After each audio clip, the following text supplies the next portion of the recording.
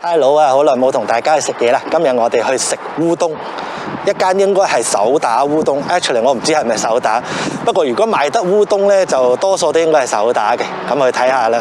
我哋今日去呢間呢，就叫做 Mikaku 烏冬吧。咁佢個 menu 呢就好細嘅。咁呢希望佢係貴精不貴多嗰一種鋪頭啦。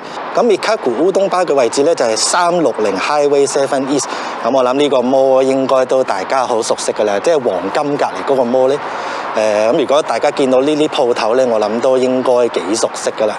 咁佢就啱啱喺正角落頭嗰個位嘅，即係以前嘅 Papa George 或者係最前身一間叫做江南小廚啊。嗰陣時佢有個粉皮魚頭煲都幾出名嘅，唔知大家有冇食過呢？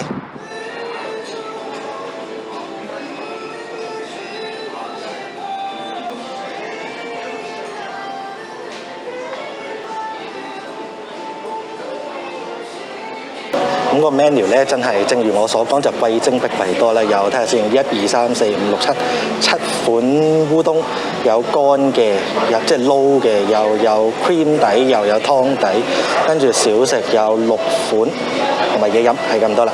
價錢就由14個9毫9去到最貴嗰個，睇下先，19個9毫9，就係 spicy cream 呢個，佢係海鮮烏冬嚟嘅。咁後邊就冇嘢㗎啦。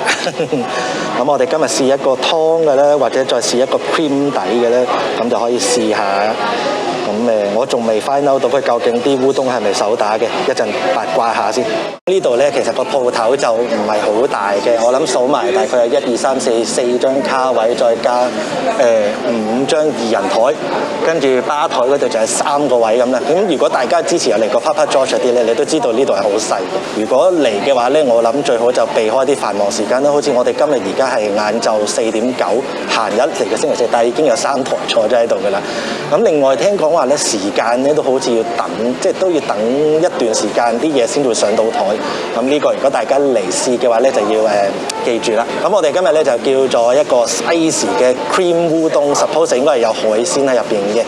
咁另外就叫咗一個叫做 Butter， 就好似係一個清湯底、豉油湯底，咁就有啲五花腩，同埋嗌咗個小食咧就係一個榨菜嚟，一個混合嘅榨菜。咁到時拎上嚟睇下係點嘅先。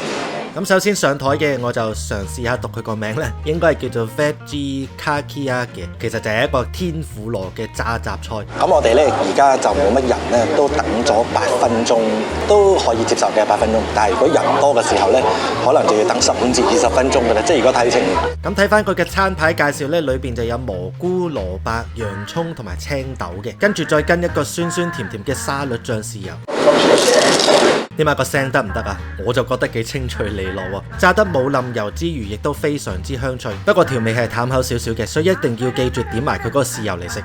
跟住落嚟呢一個呢，就係豉油湯底嘅烏冬，叫 Butter。咁就豉油湯底啦，烏冬麵有少少葱花蒜粒，跟住再加埋一啲五花腩肉。咁烏冬麵夾起手呢，就係透透地光，亦都感覺係幾煙韌嘅。豉油湯底就咁睇落呢，就冇乜特別，不過飲落呢，佢就係比較帶少少甜，同埋有少少海鮮湯底咁嘅味道。